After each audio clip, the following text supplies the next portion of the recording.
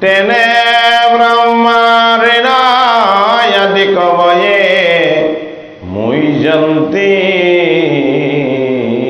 यत्सुराय तेजो वर्णिवृदं यथा वृणिमयो यत्प्रतिसग्रो मिषा धन्नास्य न सदनिरस्तकुहकं सत्यं परं धीमहि धर्मपूजिता कैतवस्तु परमो निमत्सु शरणं सतं वेदं वास्तवमत्र वस्तु शिवदं तापत्रयोन्मूलनम् श्रीमद्भागवते महामुनि कृते किंवा पुररीश्वरः सद्रोर्हृदि अवरुध्यते यट्टकितिवे सुषुभे तत्क्षणात् निगमाकल्पतरो गलितं फलं सुखमुखम् अमृतादव संयुतम् पीयतां भगवतं रसमलयं मुहुर्मुहुरसिका भुवि भावुका। হে কৃপালু গুৰুমূৰ্তি বাপ বান্ধৱ ভকত বৈষ্ণৱ সমস্ত আপোনাক সমস্তজন সাধু সন্তৰ চৰণত ভক্তিপূৰ্ণ সেৱা জনাই ভাগৱতৰ তৃতীয় স্কন্ধৰ অনাদি পাতনৰ আমাৰ পাঠ চলি আছে। আজি প্ৰথম অধ্যায় যোৱাকালিলৈকে শেষ হৈছে। আজি দ্বিতীয় অধ্যায় দুলুৰী চন্দ্ৰ ভগৱানৰ প্ৰকাশ। মৈত্ৰেয়বদতি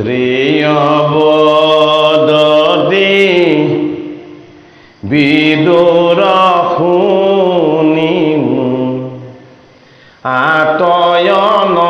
আতয়নন্তৰে কথা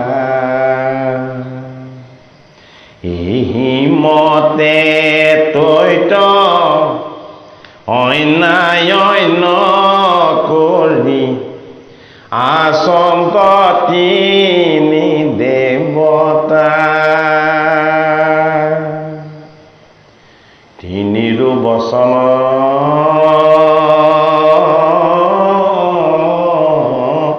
তিনি নুশুনন্দ হয় একমতি অধিকাৰো নাই। হে যিটো অনিলয় পুৰুষয়নাদি, হে আচন্তয়ান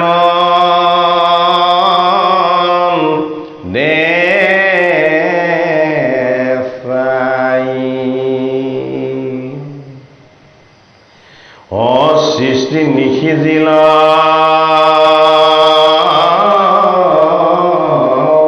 বুলি বনমালী, এ তথাতে ভয়লা প্ৰকাশ, হে নীলমেঘ যেন বিজুলী সঞ্চাৰে, ই শৰীৰ তপি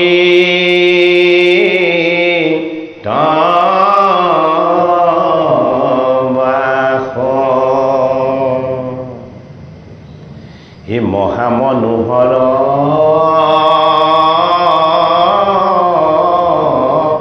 ব্ৰহ্মকলেৱৰ, ই ভুৱন মোহ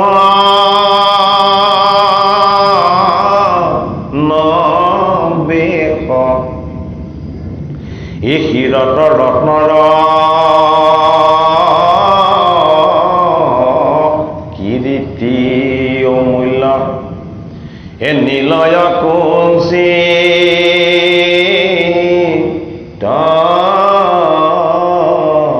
কেশ, হে ৰত্নতিলক, হে ললাট তকৰ অলকা পংকতি কান্তি, হে প্ৰফুল্ল পদ্মত যেন পৰি আছই, হে উত্তম ভম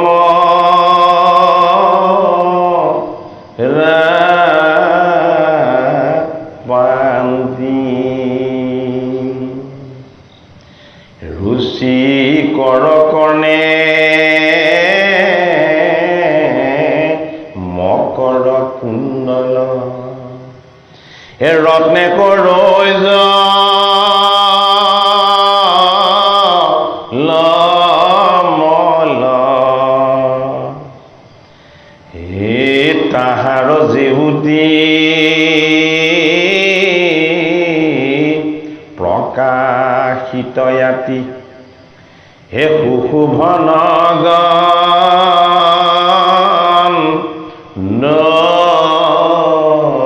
স্থল, হাসে মদনৰু এ ধনুক নিন্দিতে, এ প্ৰভুৰ ভৌম প্ৰকাশী, এই শত হসিত বয়ন নয়ন, হে অৰুণ পংক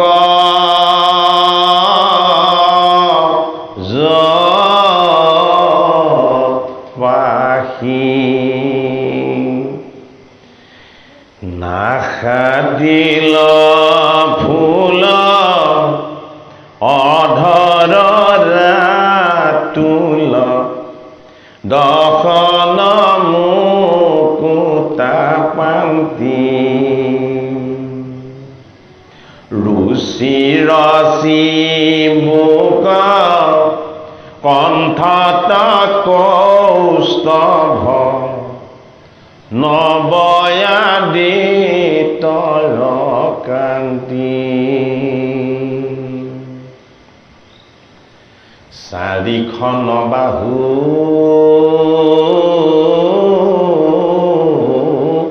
বলিত ললিত, এ কৰতল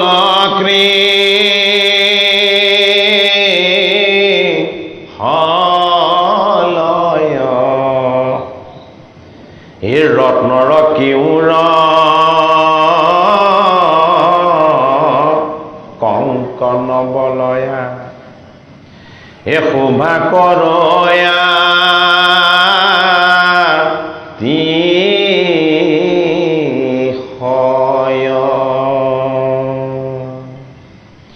শংখ চক্ৰ গদা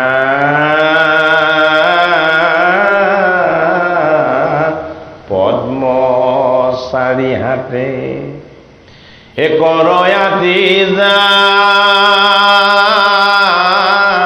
তিস্কাৰ বহল হৃদয় তাতে ৰত্নময় হে মণি মুকুতা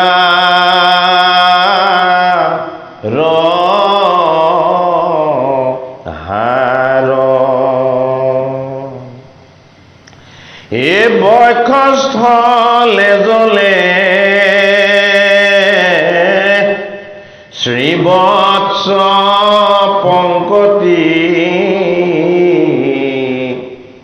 এ কটিত ৰত্ন মেখলা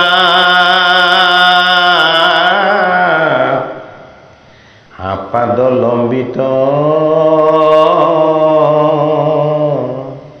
এ সুবৰ্ণ পদ্মৰ এ গলে বজয়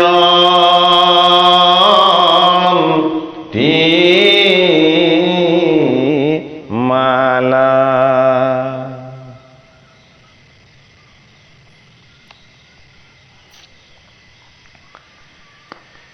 হীৰা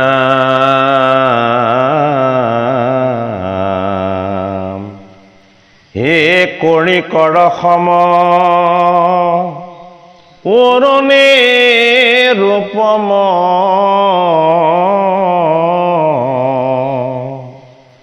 হে শুভে পাতপিত ভূনি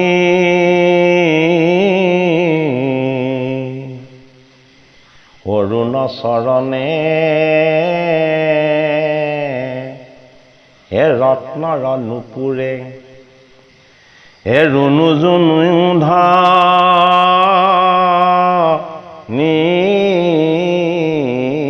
শুনি অপ্ৰকাশ হৈ আঙুলি সুবলি তনিল এ চম্পাৰ পাকৰি নয়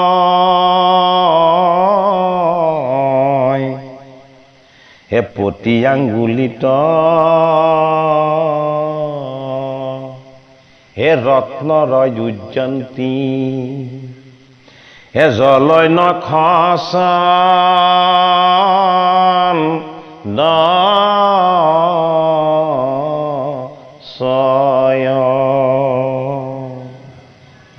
হে আর কত দুই পাদ পঙ্কজক দেখতে অমৃত জয় হে ধ্রজ ব্রজ যম অঙ্কুশ পঙ্কজ হে চিনস বসু ভাকৰ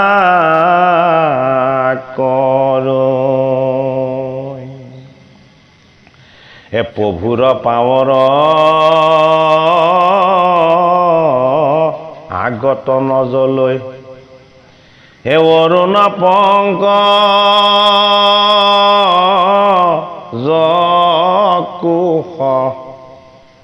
হে যাক দৰ্শনে ভকতৰ মনে হে পৰম মিলে সন্তোষ হে অমূল্য ৰত্নৰ ঐশী মহাধন অজানিয়া হৃদয় ধৰণী দুৰ্ঘোৰ সংসাৰ সাগৰ নিকাৰ অপয়াসে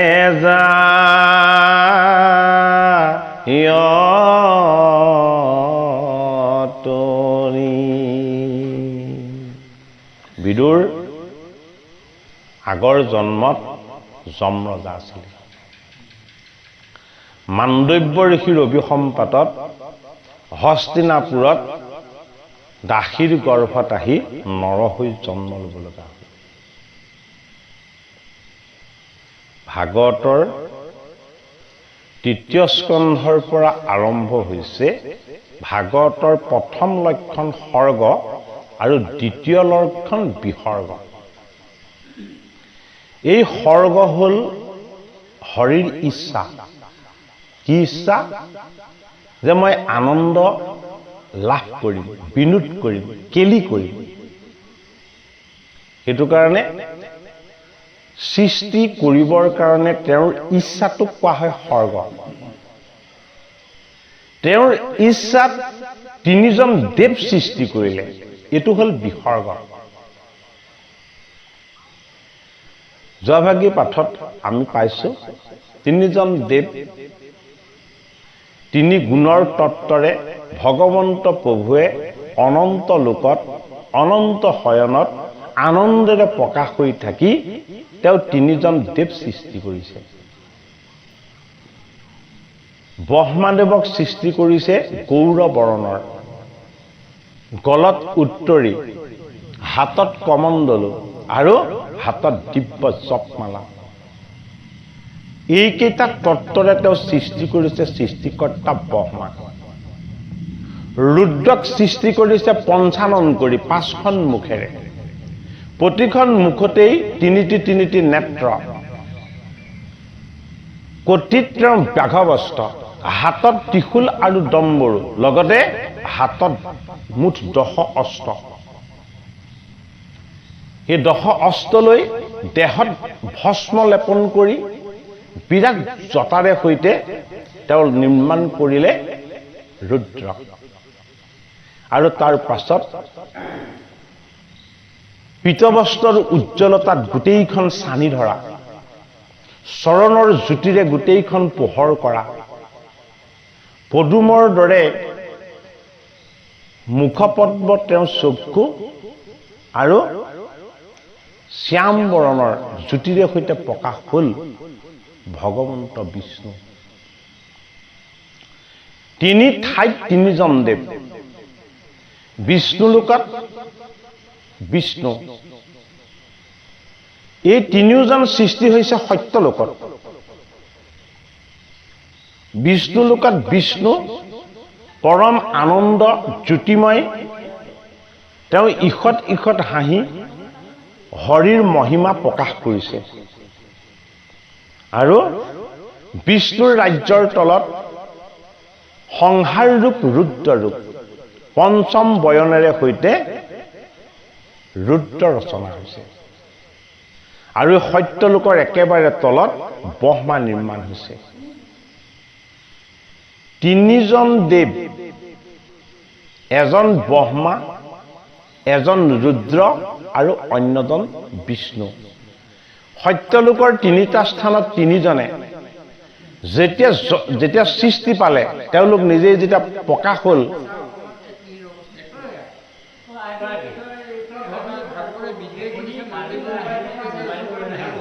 নাপায় ৰ'ব, হ'ব ফোনটো কাটি দিয়ক।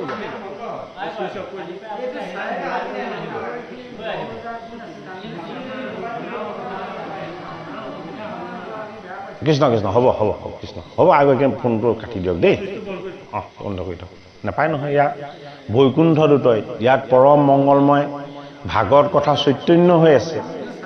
আপোনাৰ যদি ফোনত যদি আপুনি কথা পাতি দিয়ে, ভগৱন্ত বস্তু, ভগৱন্ত প্ৰভু যদি অসন্তুষ্ট হয়, তেতিয়াহ'লে আপোনাৰ ক্ষতি হ'ব। ভালেই কৈছে ভকত বৈষ্ণৱ সমস্ত দেই, হ'ব আই সমস্ত কৃষ্ণ, হ'ব হ'ব দেই, হ'ব। অঁ, কৃষ্ণ। যিহেতু আমি ভগৱন্ত ঈশ্বৰ প্ৰভুৰ কথা আমি আলোচনা কৰি আছোঁ, এয়া আত্মা আৰু পৰমাত্মাৰ কথা। পৰম আনন্দময় কথা। এতিয়া তিনিজন দেৱৰ তত্ত্ব বিদুৰক যেতিয়া কৈ দিছে, ভাগৱত শাস্ত্ৰৰ এইটোৱেই মহিমা। মৈত্ৰেয় ঋষিয়ে তিনিজন দেৱক দৰ্শন পাই তেওঁলোকৰ ৰূপ বৰ্ণনা কৰি আছে, আৰু বিদুৰেও সেই তিনিজন দেৱতাক দেখা পাইছে। পাণ্ডৱৰ নদী পৰীক্ষিতে গংগাৰ পাৰত। কিয় দেখা পাইছে? শুকদেৱেও সেই তিনিজন দেৱক দৰ্শন কৰিহে তেওঁলোকৰ ৰূপ বৰ্ণনা কৰিছে। আমিও এই কথা আপোনালোকক যদিও পদবন্ধে পাই কৈছো, আমিও দেখা পাইহে কৈ আছো, নেদেখাকে কোৱা নাই কথাখিনি। হৰিৰ যিটো কথাই আমাৰ মনলৈ বা পাঠলৈ আহে, সেইটো কথাই আমাৰ দৃষ্টিলৈও আহে। যেতিয়ালৈকে ইয়াত কোৱা কথাখিনি আমাৰ সন্মুখৰ দৃষ্টিত আহি দেখা নিদিব, তেতিয়ালৈকে আমি ভাগৱত ভগৱন্তৰ বাংময় মূৰ্তি ঈশ্বৰ ৰূপৰ তত্ত্ব কথাৰ ভাৱ উপলব্ধি কৰিব নোৱাৰিম। বিদুৰ আমাৰ লগত থকা জীৱ। এই বিদুৰজন বাহিৰত নাই, ভিতৰত থকা বস্তু সকলো। ভাগৱতত থকা প্ৰতিটো বস্তু আমাৰ দেহ তত্ত্বৰ লগত ঈশ্বৰে দান কৰি থৈছে। যদিহে এই ঈশ্বৰ তত্ত্বৰ বস্তুবিলাক গুণত থাকো আমি দেখা নাপাম। যদি নিৰ্গুণ ঈশ্বৰ তত্ত্বলৈ আমি ধাৱমান হৈ ল'ব পাৰোঁ, তেতিয়াহ'লে আমি দেখা পাম। জীৱ সদায় আমাৰ হৃদয়ত কান্দি থকা বিদুৰ ৰূপী জীৱটো। এই জীৱটোৱে সদায় কান্দি থাকে। কিয় কান্দি থাকে? এই জীৱটোক সদায় ঈশ্বৰৰ সংগ লাগে, ভাগৱতৰ সংগ লাগে, ভকতৰ সংগ লাগে আৰু ভগৱানৰ সংগ লাগে। কাক লাগে? আমাৰ লগত থকা জীৱটোক লাগে। এই জীৱই যদি কেনেবাকে ভকতৰ সংগ নাপায়, গুৰুৰ চৰণ নাপায় আৰু ভাগৱত বস্তুৰ যদি কেনেবাকে স্পৰ্শ নাপায়, তেতিয়াহ'লে এই জীৱৰ প্ৰথম দুখ আৰম্ভ হয় ক'ৰ পৰা?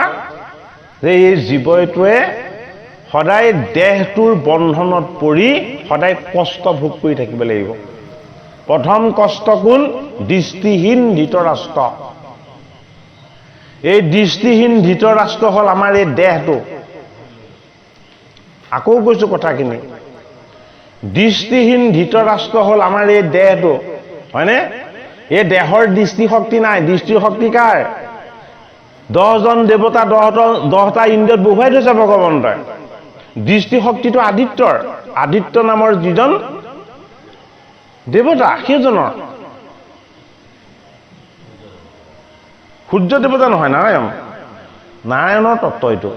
দেৱতাসকল দৈবিক ঈশ্বৰৰ এটা এটা তত্ত্ব। সেইটো কাৰণে যদিহে আমাৰ দেহাটোক যদি আমি শুদ্ধ কৰি ল'ব বিচাৰোঁ, দেহটো শুদ্ধ বা পবিত্ৰ কৰিব লাগিব। এই দেহটো অপবিত্ৰ বস্তু। কিয় অপবিত্ৰ বস্তু? ই জন্মসূত্ৰে মলমূত্ৰ লগত লৈ আহে, ইয়াৰ লগত বিকাৰ লাগি আহে। এই দেহটোক যদি আমি শুদ্ধ কৰিবলৈ হয়, তেতিয়াহ'লে প্ৰথম এই দেহটোৰ বিষয়ে আমাৰ আত্মজ্ঞান লাভ হ'ব লাগিব। দেহটোৰ বিষয়ে আত্মজ্ঞান। এই দেহটোৰ লগত থকা আটাইতকৈ ডাঙৰ বস্তুটোৱে হ'ল ঈশ্বৰৰ অংশ জীৱ। এই জীৱৰ তত্ত্বটো হ'ল বিদুৰ। কিয় বিদুৰ? আমাৰ লগত থকা জীৱটোৱে সদায় আমাৰ মনটোৰ মতে চলিব লাগে। আমাৰ লগত থকা ঈশ্বৰৰ অংশই জীৱটোৱে সদায় আমাৰ এই দেহটোৰ মতে চলিব লাগে। ই যদিও ঈশ্বৰৰ অংশ, ই দেহ আৰু মনলৈ অহাৰ লগে লগে ই দেহ আৰু মনৰ অধীন হৈ পৰিলে। এই দেহ আৰু মনৰ অধীন হৈ পৰাৰ কাৰণে সদায় বিদুৰ ৰূপী জীৱই বুজোৱাত লাগি গৈছে। কাক? এই দেহৰূপী অন্ধ ধৃতৰাষ্ট্ৰক। মনৰ বৃত্তিৰূপী চকুত পতি মাৰি থোৱা গান্ধাৰীক বুজোৱাত লাগিছে যে তোমালোকে এই অহংকাৰ ৰূপী বেয়া বৃত্তিবিলাকৰ সংগ নিদিবা। এইবিলাকক পুত্ৰবৎ প্ৰেমেৰে ইহঁতক স্নেহ নকৰিবা। পুত্ৰবৎ প্ৰেমেৰে সৈতে অহংকাৰক স্নেহ কৰা দুজন কোন? ধৃতৰাষ্ট্ৰ আৰু গান্ধাৰী। প্ৰথমজন পুত্ৰই হ'ল দুৰ্যোধন। আমাৰ লগত থকা অহংকাৰ সেয়া। আমাৰ লগত থকা যিটো মই বৰ স্বভাৱ, গুৰু গোসাঁই কাকো নমনা, কাৰো হাক বচন একো নুশুনা, হয়নে? ভাগৱত বা শাস্ত্ৰই আমাক যি কৈছে তাক আমি মানি নচলা, হয়নে? এইটো হ'ল আমাৰ অহংকাৰ দুৰ্যোধন। এই দুৰ্যোধনে জীৱৰ কথা কেতিয়াও নুশুনে, জীৱ বিদুৰ ঘূৰা। এতিয়া এই জীৱটোৱে সদায় পৰামৰ্শ কাক দিয়াত লাগি আছে? মহাভাৰত অধ্যয়ন কৰিলে দেখিব প্ৰতিটো দুৰ্ঘটনাৰ পাছতেই বিদুৰে ধৃতৰাষ্ট্ৰক বৰ দীঘলীয়া এটা আধ্যাত্মিক শিক্ষা দিয়ে। প্ৰতিভাগ হেৰিয়াতে ধৃতৰাষ্ট্ৰই বৰ সুন্দৰ সুন্দৰ বিদুৰে পৰামৰ্শ দিয়ে। গোটেই জীৱনটো বুজালে কাক? ধৃতৰাষ্ট্ৰক। গোটেই জীৱনটো বুজালে কাক? গান্ধাৰী। কিন্তু এটা কথাও মানি নললে। এইটোৱে পৰিতাপ। আমি বাৰু গুৰু ধৰ্মৰ কথা মানি লৈছোনে? ভালকে এবাৰ ঘৰত চিন্তা কৰিবচোন বাৰু। আমাক যে গুৰুজনে শৰণ ভজন তত্ত্ব দিলে, ভাগৱত শাস্ত্ৰই যে আমাক ঈশ্বৰৰ তত্ত্ব জ্ঞান দিছে, এইবিলাক আমি বাস্তৱ জীৱনত মানি চলিছোনে? কাৰো বেয়া নেভাবিবা, কাকো বেয়াকে নকবা, অসৎ সংগলৈ নেযাবা, হয়নে? সদায় শুদ্ধ ভাৱত, শুদ্ধ চিত্তত, পবিত্ৰ অন্তৰেৰে সৈতে সদায় থাকিবা। এয়া আমাক ভাগৱত শাস্ত্ৰই, গীতা শাস্ত্ৰই কৈছে। আমি মানি চলিছোনে? নাই চলা। কিয় আমি মানি চলিব পৰা নাই? আমি যি কৰিলে সেইখিনি মানি চলিব পৰা হ'ব, সেইখিনি আমি কৰিবলৈ যোৱা নাই। সেইটো কাৰণে বিদুৰে যেতিয়া মৈত্য ঋষিৰ আশ্ৰমলৈ গ'ল,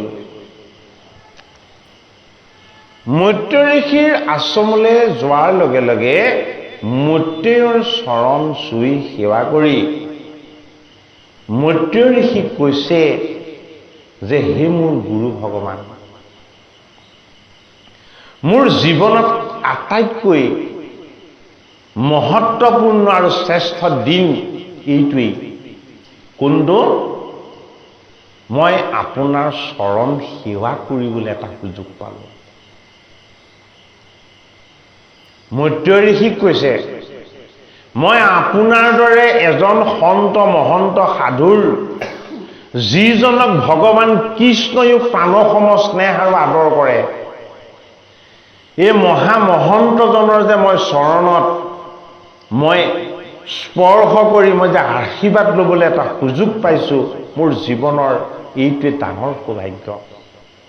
তেতিয়া মৈত্য ঋষিয়ে বিদুৰক কৈছে যে হে বিদুৰ, তোমাক এতিয়া বৈকুণ্ঠৰ কল্পতৰু ভাগৱত শাস্ত্ৰ মই তোমাক ক'ম। এই ভাগৱত শাস্ত্ৰৰ মূল তত্ত্বই হ'ল তোমাৰ লগত থকা ঈশ্বৰৰ তত্ত্ব। এইটো কাৰণে কি কৈছে যে তোমাৰ লগত তিনিজন দেৱতাৰ তিনিটা তত্ত্ব আছে। এয়া বিদুৰৰ লগত থকা বস্তুকেইটাহে পৰিচয় কৰি দিছে। কি বুলি পৰিচয় কৰি দিছে? যে তোমাৰ লগত যে আছে দেহটো, এই দেহটো ব্ৰহ্মময়। এই ব্ৰহ্মময় দেহটো ই সদ্যজাত হৈ থাকোঁতে গৌৰবৰ্ণৰ হৈ থাকে, ৰঙা হৈ থাকে। সদ্যপ্ৰাপ্ত শিশুবিলাক ৰক্তিময়। চাবচোন, কোনো শিশু জন্মতে ক'লা নহয়, সদায় বগাই হয়, ধুনীয়াই হয়, হয়নে? গতিকে জন্মতে তুমি ব্ৰহ্মময়, তুমি ঈশ্বৰৰ অংশ, তুমি ব্ৰহ্মতত্ত্ব, ব্ৰহ্মা। এই জন্মৰ পাছত যেতিয়া তোমাৰ বোধ হ'ব, জ্ঞান হ'ব, তুমি জানিব পৰা হ'বা, তুমি ক্ষণে ৰুষ্ট হ'বা, ক্ষণে তুষ্ট হ'বা। কেতিয়াবা তুমি আনন্দত হাঁহিবা, কেতিয়াবা তুমি বিষাদত কান্দিবা। এইটো তোমাৰ ৰুদ্ৰৰ তত্ত্ব। জীৱৰ তত্ত্বলৈ যে আহিছা তুমি, এইটো তোমাৰ তমগুণ। আৰু যেতিয়া তুমি ঈশ্বৰক হৃদিস্থিত কৰি সত্য শুদ্ধ কৰ্ম আৰু চিন্তা ভাৱনা সদায় তোমাৰ আত্মাক আনন্দিত কৰি ৰাখিবলৈ যত্ন কৰিবা, এইটো তোমাৰ বিষ্ণু বুদ্ধি। এই তিনিটা তত্ত্বক তিনিজন দেৱ কৰি দৰ্শন দিয়াই দিলে। কোনে? মৈত্য ঋষিয়ে বিদুৰক। এতিয়া তিনিওজনেই কোনোজনলৈকে নেচাই নেমাতে, একো নকয়। কিয় নকয়? দেহটোৱে কৈছে মই মোৰ কৰ্ম কৰি আছোঁ, হয়নে? দেহ কি? দেহ হ'ল ব্ৰহ্মা। আৰু জীৱটোৱে কৈছে বোলে কি মই ৰুদ্ৰ, মই শিৱ, মই মোৰ কৰ্ম কৰি আছো, তোমাৰ লগত মোৰ কোনো সম্বন্ধ নাই। কাৰ লগত সম্বন্ধ নাই? দেহটোৰ লগত, জীৱটোৰ সম্বন্ধ নাই। আৰু দেহ আৰু জীৱক চৈতন্য কৰি প্ৰতিপালন কৰি থকা বিষ্ণুৱে কৈছে যে হে দেহ আৰু হে জীৱ, তোমালোকৰ লগত মোৰ কোনো সম্বন্ধ নাই। সেই তিনিটা সম্বন্ধকে দেখুৱাইছে।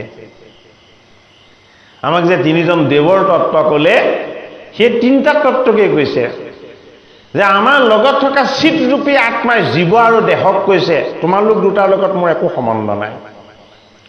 জীৱটোৱে কৈছে যে চিত আৰু দেহ তোমালোক দুটাৰ লগত মোৰ কোনো সম্বন্ধ নাই।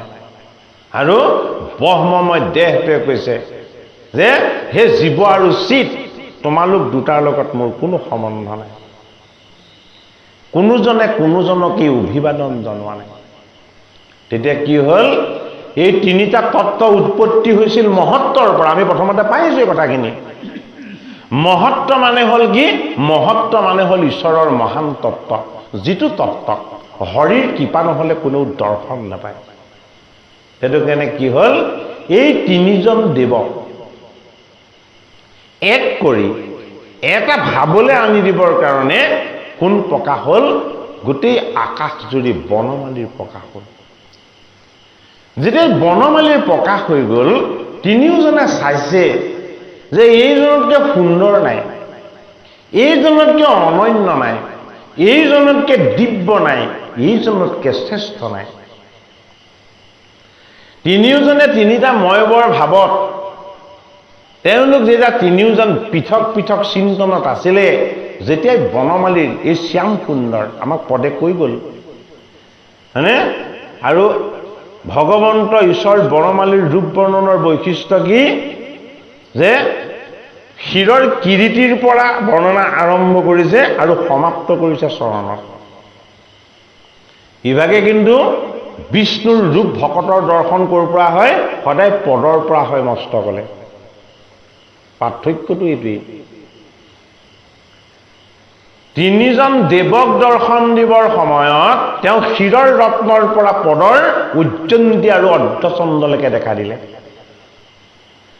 আৰু সাধাৰণ ভকত বৈষ্ণৱক তেওঁ দৰ্শন দিবৰ সময়ত প্ৰথম পদৰ নখচন্দ্ৰৰ পৰা আৰু শেষত শিৰৰ শিৰোৰত্নলৈকে দৰ্শন দিয়ে। এতিয়া মৈত্ৰেয় ঋষিয়ে বিদুৰক ভগৱত দৰ্শন ক'ৰ পৰা কৰালে? শিৰৰ শিৰোৰত্নৰ পৰা, বেদৰ সাৰ তত্ত্বৰ পৰা। আৰু অন্তিমত কি কৰিলে? যে ধ্ৰজ ব্ৰজ জৱ অংকুশ পদ্ম, চৰণৰ পদৰ আঙুলিত উজ্জয়ন্তী আৰু অৰ্ধচন্দ্ৰত জিলিকি উঠা তেওঁ চৰণ, এই তত্ত্বৰে সৈতে মৈত্ৰেয় ঋষিয়ে ঈশ্বৰ দৰ্শন কৰাইছে কাক? বিদুৰ মহন্ত। তেতিয়া বনমালীয়ে ঈষত ঈষত হাঁহি এই তিনিওজন দেৱতাৰ ফালে চালে। যেতিয়া এই তিনিওজন দেৱতাই বিষ্ণুক স্তুতি কৰিবলৈ লাগিব। সেইটো কাৰণে মাধৱ মহাপুৰুষে কি বুলি কৈছে? জানিবা বিষ্ণুহে সমস্ত জগতে সাৰ। এই বনমালীৰ প্ৰকাশ মানে নিৰ্গুণ হৰিয়ে তিনিটা গুণাত্মক ৰূপ সৃষ্টি কৰি সৃষ্টি ৰচনা কৰিছিলে, কিন্তু জীৱ সৃষ্টি হোৱা নাই। জীৱ সৃষ্টি হ'বৰ কাৰণে কি হ'ব লাগিব? বনমালী আকৌ প্ৰকাশ হ'ব লাগিব। সেইটো কাৰণে এতিয়া বনমালীৰ প্ৰকাশ হ'ল ভাগৱতৰ ৩য় স্কন্ধত।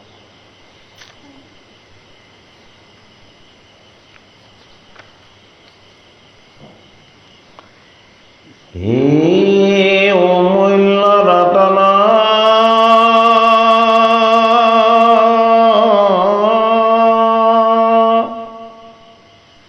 ইহি মহাধন,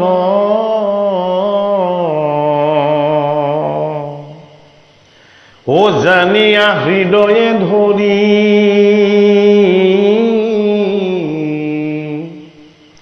এ দুৰ্ঘোৰ সংসাৰ,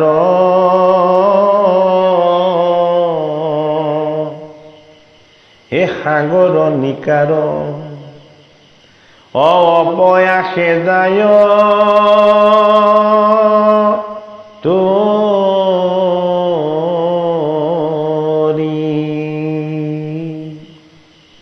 এই দেহটো এখন সংসাৰ। আচল সংসাৰখন কি? আমাৰ এই দেহাটো। কিয় দেহাটো সংসাৰ? ই অসাৰ। এই দেহাটো অসাৰ।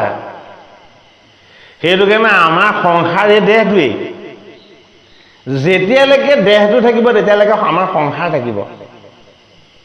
যিদিনাখন ঈশ্বৰৰ কৃপাত দেহৰ হাত এৰিব পাৰিম, সেইদিনাখনেইহে আমি সংসাৰৰ পৰা মুক্ত হ'ব পাৰিম।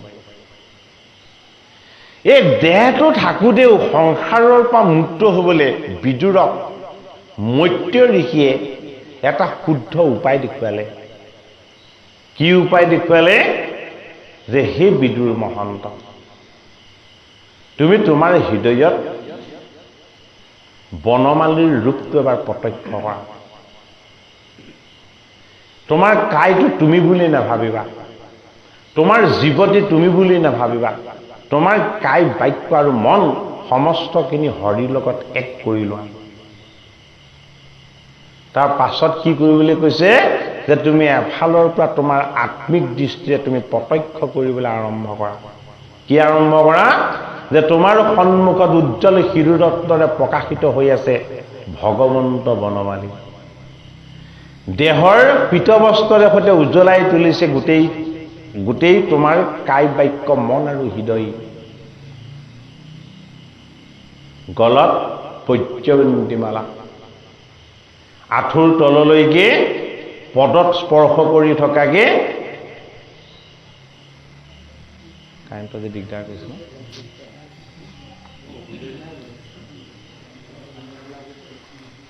বনমালা প্ৰকাশ হৈ আছে আৰু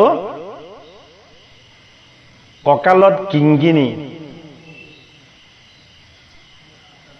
হস্তপদ্মত ৰত্নৰ আঙুঠি। তেওঁৰ চতুৰ্ভুজ ৰূপ, আমাৰ দুই ভুজ, তেওঁ কি? তেওঁৰ চতুৰ্ভুজ। আৰু কেনেকে তাকে ভুজ চাৰিভাগ? অজানুলম্বিত, আঁঠুৰ তললৈকে পৰে। চাৰি হাতত চাৰি অস্ত্ৰ যদিও তেওঁ ধৰি আছে, আমি অস্ত্ৰ ধৰিলে হাতখন কি হয়? জড় হৈ পৰে। তেওঁ ধৰা অস্ত্ৰৰ সৈতে কি হৈছে? তেওঁ সমস্ত চতুৰ্ভুজ বা হাত ললিত বলিত হৈ দুলি আছে। কিয় ললিত বলিত হৈ দুলি আছে? অস্ত্ৰবিলাকে মূৰ্তিমন্ত হৈ তেওঁক পৰিধান কৰে। সেইটো কাৰণে সেইবিলাক দুলি থাকে, লৰি থাকে। এই ভগৱন্ত বনমালীৰ বিষ্ণুৰ পবিত্ৰ ৰূপটোক আমি যদি বাৰে বাৰে আমি দৰ্শন কৰিবলৈ মনেৰে, ভাৱনা আৰু চিন্তনেৰে আমি যদি অভ্যাস কৰি দিওঁ, তেতিয়াহ'লে কি হ'ব? সন্মুখত আমাৰ বিষ্ণু দৰ্শন হ'ব।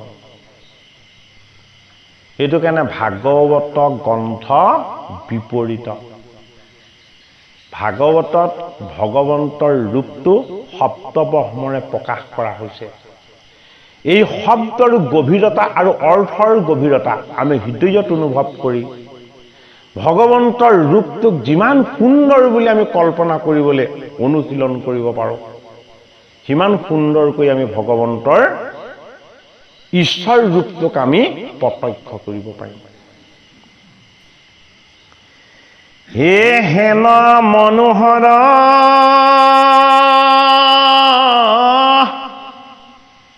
মূৰতি ঈশ্বৰ,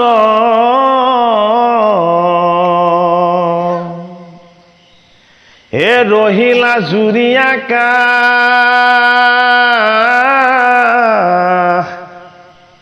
হে কোটি কোটি ৰবি সখী সমজ্যোতি,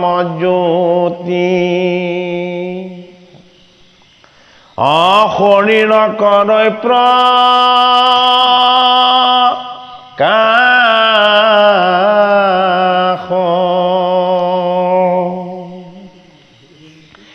হে মহাজ্যোতিপুঞ্জে জগত জুৰিয়া তিনি দেৱতা কচাই ল তিৰিমিৰি দেখি মুদিলম তয়াকি অচেতন জ্ঞান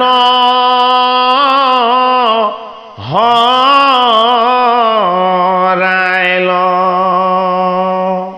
তিনিওজন দেৱতাই গোটেই আকাশ উজ্জ্বল কৰি তেওঁলোকৰ চকু অন্ধ কৰি দিয়াৰ নিচিনাকে জ্যোতিৰ্ময় হৈ যেতিয়া বনমালী প্ৰকাশ হৈ দিলে তেওঁলোক কি হৈ গ'ল নিজৰ নিজৰ ময়বৰ ভাৱ অহংকাৰত আছিলে তেওঁলোক মৃত পাই হৈ গ'ল জড় পাই হৈ গ'ল কিয় হ'ল যে এইটো কি শক্তি আমি যে অচেতন হৈ গৈছো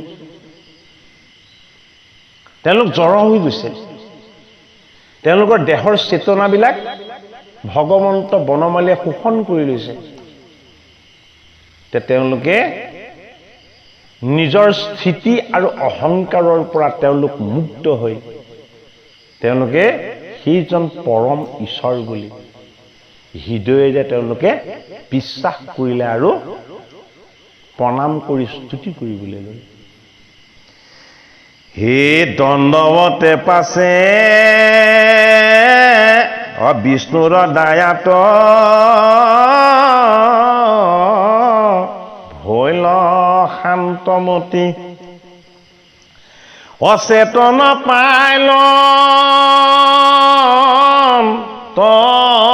গাত হে পৰম ঈশ্বৰ জানি সচকিতে জুৰিলন্ত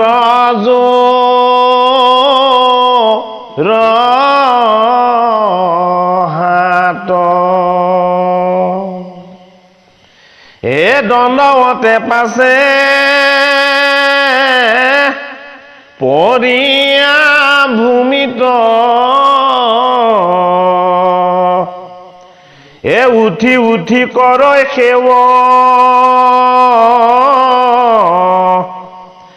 নমো নমো নমো অনাদিশ্বৰ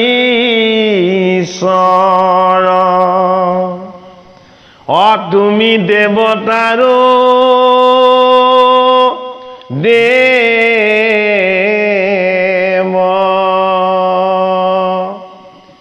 তিনিজন দেৱে প্ৰাচীন পুৰুষ অনাদি ঈশ্বৰ যিজনৰ জ্যোতিত তেওঁলোক ঢাক খাই গ'ল সেইজন পৰমেশ্বৰক দৰ্শন পায় কি হ'ল দৰ্শন পোৱাৰ লগে লগে অহংকাৰ দূৰ হ'ল দৰ্শন পোৱাৰ লগে লগে তেওঁ চৰণৰ প্ৰতি বিগলিত ভক্তিৰ ধাৰা ববলৈ ল'লে দৰ্শন পোৱাৰ লগে লগে তেওঁলোকৰ কায় বাক্য আৰু মন সকলো শুদ্ধ আৰু পবিত্ৰ হ'ল ভাগৱতৰ ৩য় স্কন্ধত তিনিজন দেৱতাৰ অহংকাৰ দূৰ কৰি তিনিজন দেৱৰ জড়তা দূৰ কৰি তিনিজন দেৱৰ লগত থকা অজ্ঞান অবিদ্যাৰ মোহ আৰু মায়াৰ পাশ চিহ্ন কৰি কোন প্ৰকাশ হ'ল জগতৰ চান বনমালী প্ৰকাশ হৈছে সেইটো কাৰণে এই কথা সাধাৰণ কথা নহয় এই কথা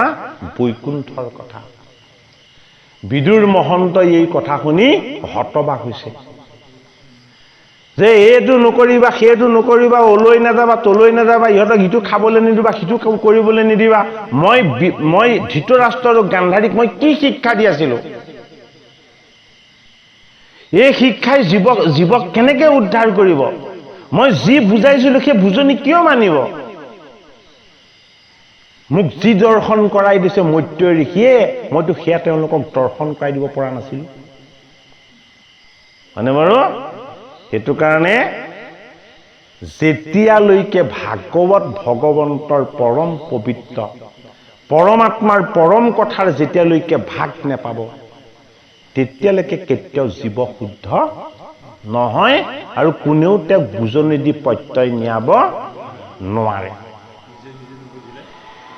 ভাৰত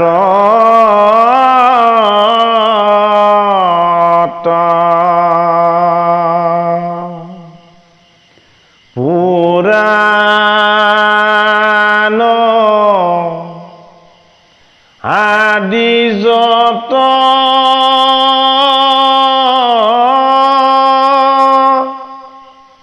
প্ৰকাশ কৰয়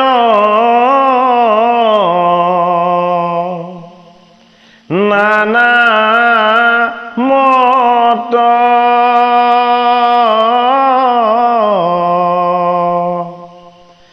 যত মহাজন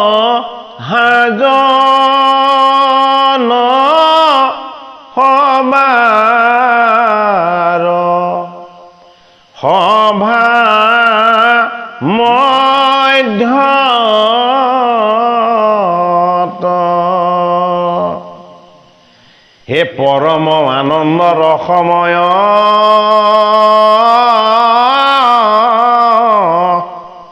এ কোটি সূৰ্য সম প্ৰকাশয়। কোটি সূৰ্যৰ সমান উজ্জ্বল হৈ প্ৰকাশ হ'ল নে নহ'ল বনমালী? হে কোটি সূৰ্য সম প্ৰকাশয় এ মহাভাগৱত নোহন্ত যাবে কত এ মহাভাগৱত নোহন্ত যাবে কত। ভাৰত মানে মহাভাৰত পঞ্চম বেদ। আদি আদি মানে আদিকাণ্ড ৰামায়ণ। যত যত মানে কি? যত মানে হ'ল গীতা। হা আৰে মাধৱ কিমান পণ্ডিত। পাৰোঁতেনো গুৰুজনাই আৰু বহাৰ বু বুলি মাতেনে? হয়নে নহয় বাৰু? হে গুৰুজনাই বহাৰ বু বুলি মাতিছে আৰু তাতকে লাগিছেনে? সেইটো কাৰণে ভাৰত মানে পঞ্চম বেদ মহাভাৰত, আদি মানে আদিকাণ্ড ৰামায়ণ, যত মানে হ'ল গীতা, আৰু এই সমস্তখিনি সাধু সন্তৰ মাজত প্ৰকাশ হলেও এই বনমালীৰ ৰূপ প্ৰকাশ হোৱা, কোটি সূৰ্যৰ সমান উজ্জ্বল হৈ তিনিজন দেৱক দৰ্শন দিয়া এই ভাগৱত স্বৰূপ বাংময় মূৰ্তি যদি প্ৰকাশ নহয়, তেতিয়াহ'লে কেতিয়াও আমাৰ মায়া দূৰ নহ'ব। হে ৰামে নমো নমো অনাদিশ্বৰ, তুমি দেৱতাৰো দেৱ। তিনিজনে কি বুলি কৈছে? যে আমি তোমাৰ পৰা উৎপত্তি, আমাৰ আদি আছে, কিন্তু তোমাৰ উৎপত্তি কোনেও নাজানে, তুমি প্ৰাচীন পুৰুষ। সেইটো কাৰণে তুমি কি? তুমি অনাদি ঈশ্বৰ। তোমাৰ জ্যোতিৰে আমাক জড় কৰি তুলিলে, আকৌ আমি চৈতন্য হবৰ কাৰণে তোমাৰ চৰণ বন্দনা কৰিছো। এ তোমাক নজানি পূজয় আন দেৱ, এ যত মহালোক,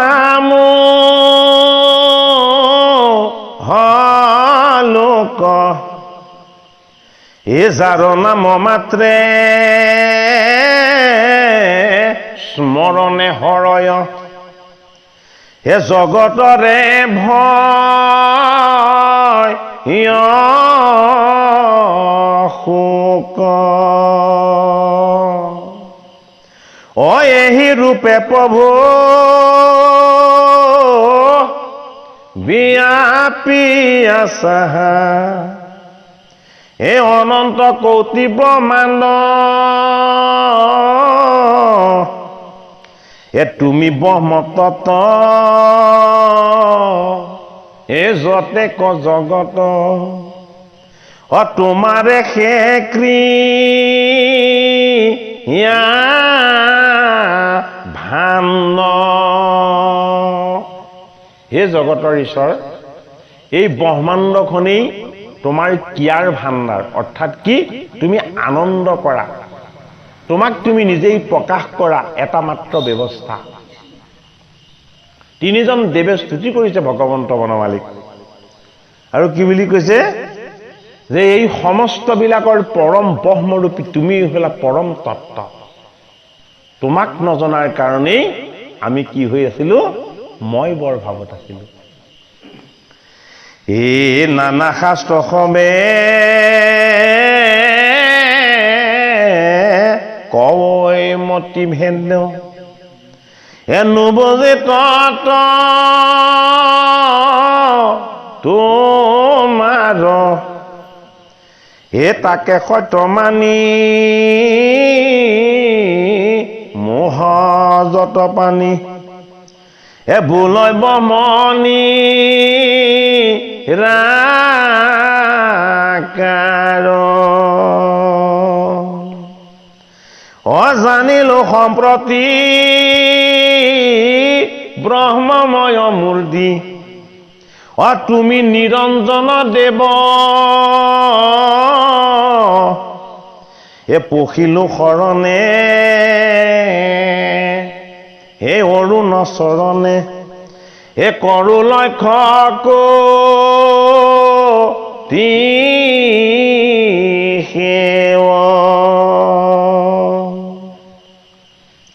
নানা শাস্ত্ৰবিলাকে মানুহৰ মনবিলাক ভেদভাৱযুক্ত কৰি তোলে কেনেকে বোলে কোনোৱে কয় তুমি সাকাৰ কোনোৱে কয় তুমি নিৰাকাৰ কোনোৱে কয় তোমাৰ ৰূপৰস নাই কোনোৱে কয় তোমাৰ ৰূপৰস গন্ধ আছে কিন্তু হে প্ৰভু বনমালী এই গোটেই জগতখনেই তোমাৰ এটা ৰূপ এই গোটেই ব্ৰহ্মাণ্ডখনেই তোমাৰ আনন্দৰ প্ৰকাশ আমি বুজিয়ে পোৱা নাছিলো তোমাৰ দৰ্শন আৰু তোমাৰ কৃপাতে অনুভৱ কৰিব পাৰিছো মই সৃষ্টিকৰ্তা ব্ৰহ্মা হৈ যদি আহিছো তোমাক সেৱা কৰিবলৈ আহিছো যদি তুমি মোক ৰুদ্ৰ কৰি পঠিয়াইছা তেতিয়াহ'লে তোমাক সেৱা আৰু স্তুতি কৰিবলৈ পঠিয়াইছা আৰু বিষ্ণুৱে সাত্বিক তত্ত্বৰে কৈছে যে ময়ো তোমাৰ স্তুতি আৰু উপাসনাৰ কাৰণেহে তোমাৰ পৰা বিচ্ছিন্ন হৈ আহিছো তিনিজন দেৱতাই বুজি পালে কি বুজি পালে যে আমাৰ মনৰ ভেদভাৱবিলাক তোমাৰ স্পৰ্শ আৰু কৃপাৰ বাবে আঁতৰ হৈ গৈছে এটা তিনিওজনে বুজি পালে কি বুলি যে সেইজনৰ আনন্দ প্ৰকাশৰ কাৰণেহে আমি তিনিজন এইফালে আহিলো আমাৰ অহংকাৰ প্ৰকাশ কৰিবৰ কাৰণে আমি তেওঁ আমাক ইয়ালৈ অনা নাই হে আতপনে নাহি নিজৰ ৰূপ অজানিলো আমি নিশ্চয় এহিটো ৰূপক নজানো যিজনে নতৰয় সংসাৰ ভয় প্ৰকৃতিৰ তুমি নিয়ন্তা ঈশ্বৰ তুমি সনাতন স্বামী কৰিও কগতি ত্ৰিজগতপতি শৰণে প্ৰসি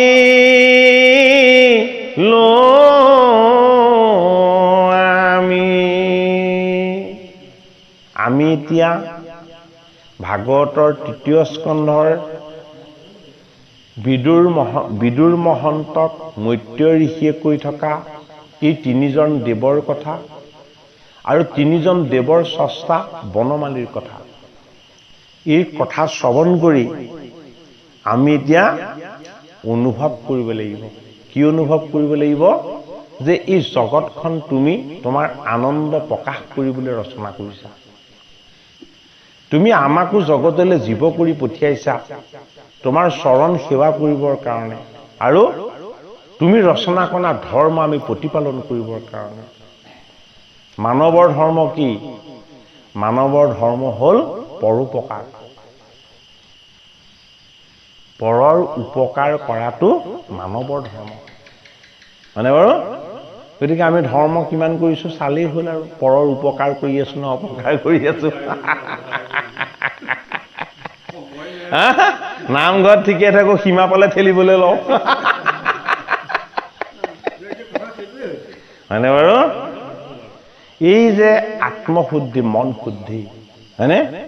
এইবিলাকৰ দ্বাৰা আমাৰ বেয়া স্বভাৱ আৰু আচৰণবিলাকো শুদ্ধ হ'ব। আমি যেতিয়া অনুভৱ কৰিব পাৰিম, হয়নে, অন্যায় আৰু অনীতিৰে অনা বস্তুটোৱেনো মোৰ কি কুশল বা কল্যাণ সাধন কৰিব, আনক ঠগ প্ৰবঞ্চনা কৰি লোৱা কিবা এটাৰে মইনো কি নিজৰ হিত সাধন কৰিব পাৰিম, এই বুলি যদি আমি অকণমান নিজে চিন্তা কৰিব পৰা হওঁ, হয়নে বাৰু, তেতিয়াই আমাৰ ধৰ্ম ৰক্ষা হ'ব। আমাৰ নিজৰ ধৰ্মটো তেতিয়াই ৰক্ষা হ'ব। এ তিনি গুণে তিনি অদেৱক সজিলা, হে কৰোৱা বেকো ন কীৰ্ত, হে কৰিও আদেশ অদেৱ নাৰায়ণ, তোমাৰে সেয়া মি ভিত, এতেকে বোলন্তে লুটক বজাই, প্ৰেমে গদ গদ মাত, হে মৌন হৈ আৰু ল তিনিও দেৱতা, এ পুতাঞ্জলি ধৰি হাত,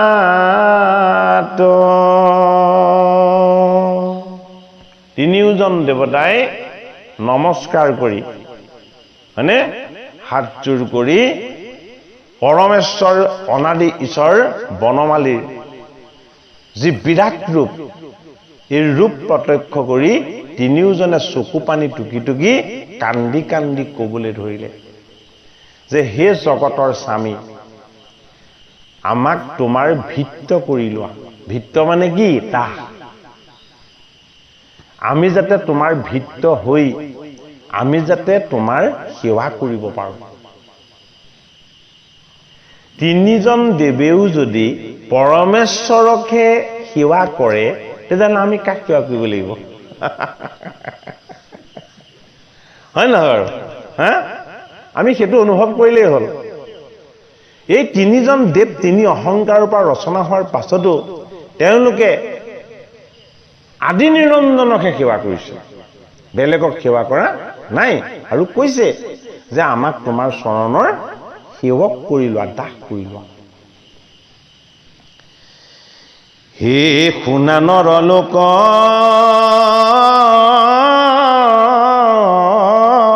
মুকুতি মিলোক, ও কৃষ্ণৰ লীলা চৰিত, হয়তো নৰতনো নকৰা বিফল, হয় ঈশ্বৰত দি চিত, পানী খাই বোলে কণ্ঠ শুকাই গৈছে।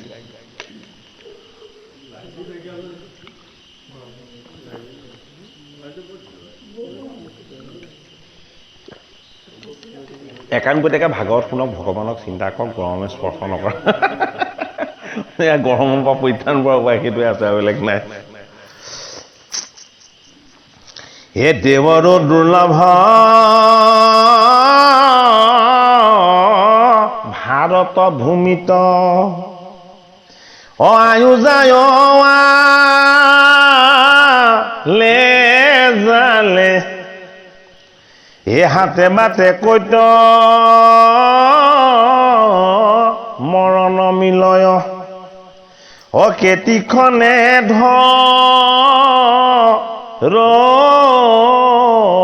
কালে এ ঘূৰ পৰলোক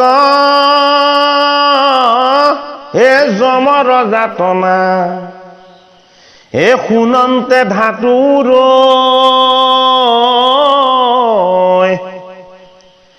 হৰি বিমুখৰ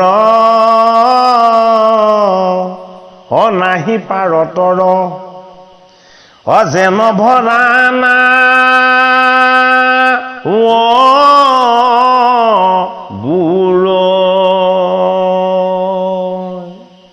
গুৰুজনাই উপদেশৰ আৰ্হিৰে আমাক ক'লে কি বুলি কৈছে যে হৰিবিমুখসকলৰ জীৱন নাওখন সংসাৰৰ মাছ সাগৰতে ডুব যাব কক বকাই থাকিব লাগিব কি বুলি কি কৰিলো ভকতি নকৰি যিসকলৰ হৰিত সন্মুখ হৈছে ভগৱন্ত প্ৰভুক কায় বাক্য মনে কৰি সেৱা শ্ৰদ্ধাৰ উপাসনা কৰিছে তেওঁলোকে ভৱ সংসাৰত পাৰ পাব কি পাৰ পাব হৰি চৰণ সেৱাৰ যিটো পাৰ এটাইতকৈ ডাঙৰ পাৰ সেইটোৱেই ইপাৰ সিপাৰ বুলি দুটা কথা নাই জানো হয়নে বাৰু আমি প্ৰত্যেকে এতিয়া ক'ত আছো এই জীৱন পাৰটোত আছো এই জীৱন পাৰটোৰ অন্ত হলেই মৃত্যু পাৰটো পাই যাওঁ মৃত্যু পাৰ সিপাৰ আমাৰ নাই ক'ত আমাৰ সিপাৰ আছে যত যি আছে এই পাৰতে আছে হয়নে বাৰু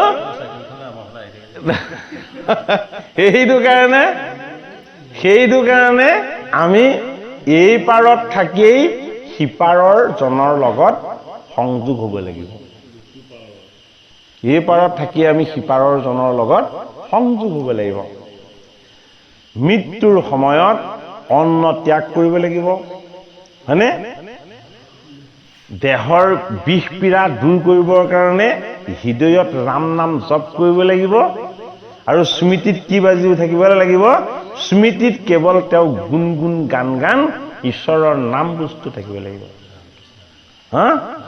ৰাম কৃষ্ণ ধ্বনি তেতিয়া কি হ'ব তেতিয়া এই জীৱনৰ জড়তা আৰু যান্ত্ৰণাই সেইজনক কষ্ট দিব নোৱাৰে সেইটো কাৰণে জগতগুৰু শ্ৰীমন্ত শংকৰদেৱ গুৰুজনাই হস্পিটেল নিৰ্মাণৰ কথা চিন্তা কৰা নাছিলে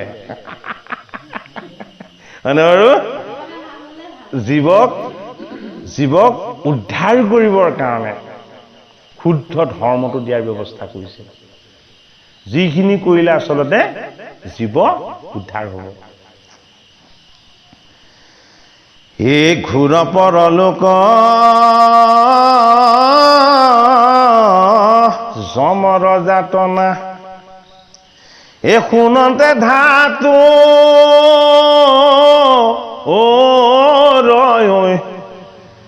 এ হৰি বিমুখৰ নাহি পাৰতৰ যেন ভৰানা বুৰৈ আয়ু ব্যৰ্থে যায় জানা জমৰায় কেতিখনে ধৰৈ তল্প হে উপজি মৰিব হে যাতনা ভুঞ্জিব হে কটকতে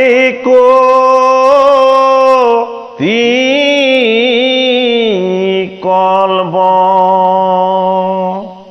যেহেতু আপোনালোকক যথেষ্টখিনি কথা আমি ক'বলৈ যত্ন কৰিছোৱেই আজিও এটা ডাঙৰ ৰহস্য কথা আপোনালোকক জনাওঁ নে আমাৰ প্ৰত্যেকৰে মৃত্যুলৈ ভয় লাগে নে নালাগে বাৰু হা মৃত্যুৰ ভয় আছেনে নাই বাৰু যদিহে ভগৱন্তৰ কথা শ্ৰৱণ কীৰ্তন কৰি মোৰ জীৱটোৱে আনন্দ লভক বুলি মনত যদি সদায় ভাবি থাকে তেতিয়া প্ৰথম দূৰ হ'ব ৰোগ ব্যাধিবিলাক ভগৱন্তৰ কথা শুনিম বুলি ভাবিলেই ৰোগ ব্যাধি দূৰ হয় শুনিব পাছতহে কিয় ৰোগ ব্যাধিবিলাক দূৰ হয় ৰোগ ব্যাধিবিলাক জমলোকৰ বস্তু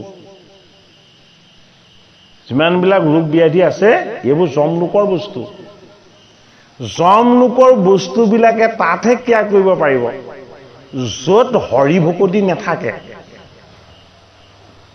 য'ত হৰি ভকতি নাথাকে তাতহে ক্ৰিয়া কৰিব পাৰিব যিটো জীৱৰ লগত সদায় সেই ভাৱনাটো থাকিব যে হে ভগৱন্ত প্ৰভু তোমাৰ গুণ যশ লীলা শ্ৰৱণ কীৰ্তন কৰাৰ অকণমান সুযোগ দিবা তিনিজন যমদূত আঁতৰি থাকিবই লাগিব কিয় আঁতৰি থাকিব লাগিব কাৰণ তেওঁলোকক সেই স্থানলৈ যাবলৈ হাক দি থোৱা আছে কোনে হাক দিছে যম ৰজাই বান্ধ কৰি থোৱা আছে ভাগৱতৰ 6ষ্ঠ স্কন্ধত কথা দিয়া আছে ধুনীয়াকৈ হয়নে বাৰু সেইটো কাৰণে আইগৰাকী আপুনি বোকা পানী খুচকি হ'লেও নামঘৰলৈ আহি থাকিব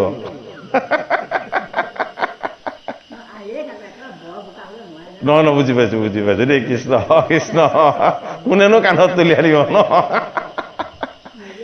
এই যে নাহিলেও ইয়ালৈ অহাৰ যিটো ইচ্ছা সেই ইচ্ছাটো সদায় প্ৰবল কৰি ৰাখিব লাগে যে কথাখিনি বিদুৰকহে কৈ আছে বিদুৰ কি বিদুৰ যম কি যম ধৰ্ম ৰজা ধৰ্ম ৰজাই ভাগৱতহে শুনিব বিচাৰে কিয় ভাগৱত শুনিব বিচাৰে ভাগৱত হ'ল ভগৱানৰ বাংময় মূৰ্তি যমে কাৰ স্পৰ্শ বিচাৰে মাণ্ডব্য ঋষিৰ অভিসম্পাততো নৰ জীৱন দিয়া বোলে কিয় নহ'লে মই যম ৰজা যমলোকতে থাকিব লাগিব এই সাধনময় ঋষিজনক যদি মই অসাধাৰণ শাস্তি এটা দি দিওঁ তেতিয়াহ'লে তেওঁ মোক বৰ নিদিলেও অভিশাপ এটা দিবই কি অভিশাপ দিলে মাণ্ডব্য ঋষিয়ে বোলে মৰ্ত্যত গৈ দাসীৰ গৰ্ভত তই নৰ হৈ জন্ম ল'বি এতিয়া বিদুৰে নৰ হৈ জন্ম লোৱাৰ কাৰণেহে ভাগৱত শুনিবলৈ পালে নহ'লে ধৰ্মই কেতিয়াও ধৰ্মৰ দণ্ড ধাৰণ কৰি থাকি যমলোক যদি ৰজা হিচাপে প্ৰতিপালন কৰি থাকে তেওঁ ভাগৱত শুনিবলৈ নাপালেহেঁতেন মাণ্ডব্য ঋষিয়ে কি কৰিলে দিওঁতে অভিশাপ দিলে কিন্তু ভগৱানে তেওঁক সেইটো বৰ কৰি দিলে সমীক মুনিৰ পুত্ৰ শৃংগী মুনিয়েও পৰীক্ষিতক দিওঁতে অভিশাপ দিলে পৰীক্ষিতে কি কৰিলে বোলে যিখিনি দিছা তুমিয়ে দিছা প্ৰভু এই জগতত তোমাৰ বাহিৰে দাতা 2 নম্বৰজন নাই গতিকে এয়া তুমি দিয়া বস্তু যেতিয়া মই বৰ বুলিয়ে ল'লো সেইটো কাৰণে গংগাৰ পাৰ পালেগৈ আৰু শুকদেৱৰ চৰণ পালে হয়নে বাৰু গতিকে শৃংগীমুনি সমীকৰ পুত্ৰ জীৱ উদ্ধাৰহে কৰিছে হয়নে বাৰু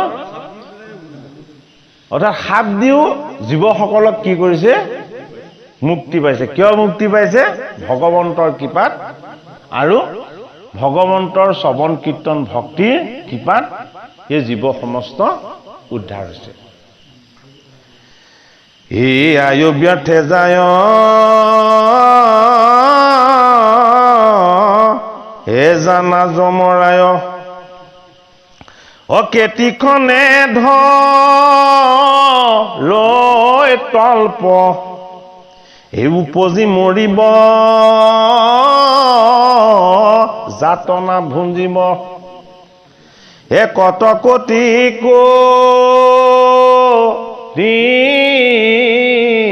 কল্প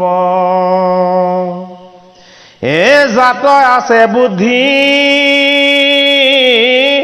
মনক নিৰোধী অধৰিও কৃষ্ণৰ পাও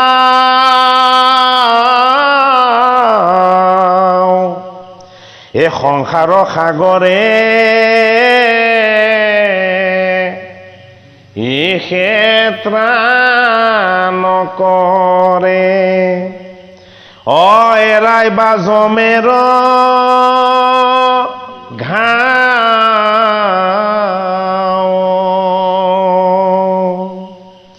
হে কৃষ্ণ গুণনাম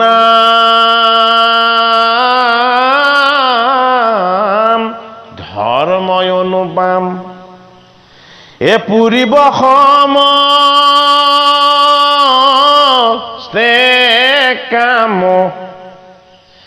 কৃষ্ণৰ কিংকৰে কহে নিৰন্তৰে ডাকি বোলাৰা মদাম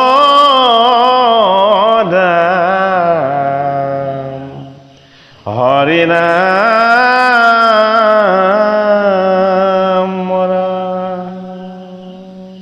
হে কৃপালো বাপ বান্ধৱ সমস্ত পাঠভাগৰ জ্যোতি পৰিছে।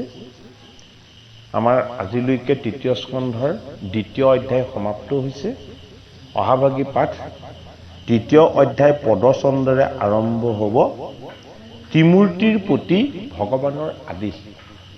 এই তিনিজন দেৱে নিজক চিনি পালে। কি বুলি চিনি পালে?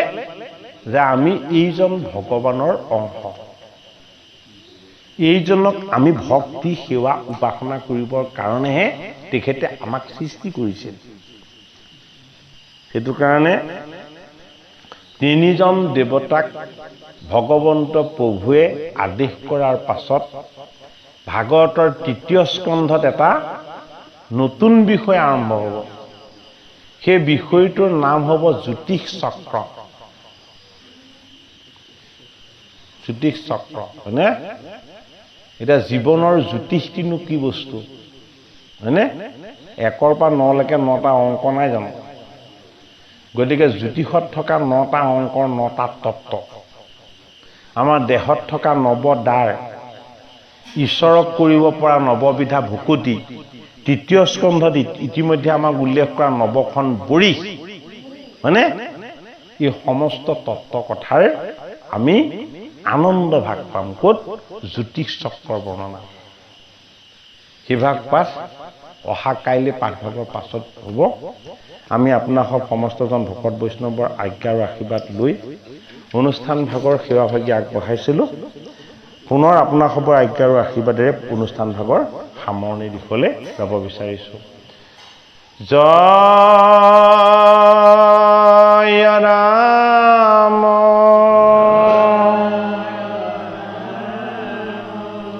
জয় নাৰায়ণ জয় কৃষ্ণ জয় জগত গুৰু শ্ৰীমন্ত শংকৰ শ্ৰীমন্ত শংকৰ হৰি ভকতৰ জানা যেন কল্পতৰু তাণ্ডৱী নাই নাই নাই নাই আমাৰ পৰম গুৰু ৰাম আমাৰ পৰম গুৰু হৰি ৰাম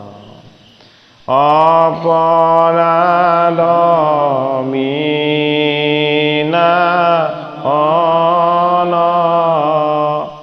তজ নামে নাৰায়ণ জানি নামে পখিল শৰণে আন গতি নাহি কে মৰণে অপৰাধ তুমি নায়া হিল হৰি মোক ৰক্ষা কৰিও চৰণে ৰাম মোক ৰক্ষা